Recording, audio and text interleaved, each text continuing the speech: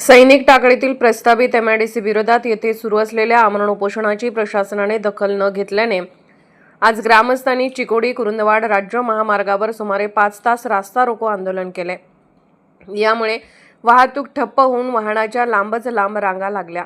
आंदोलनाची तीव्रता वाढल्यानंतर महाराष्ट्र औद्योगिक विकास महामंडळाचे उपअभियंता उमेश देशमुख यांनी आंदोलनकर्त्यांशी चर्चा करून स्थानिक नागरिकांच्या विरोधात जाऊन कोणतेही पाऊल उचलले जाणार नाही, ग्रामस्थांच्या मागण्या वरिष्ठ कार्यालयाकडे पाठवण्यात येतील असे लेखी आश्वासन दिले।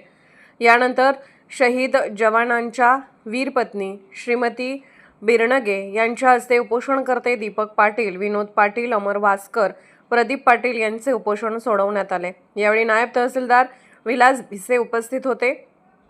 पोलीस उपनिरीक्षक जीवन पाटील यांच्यासह मोठा पोलीस बंदोबस्त तैनात होता।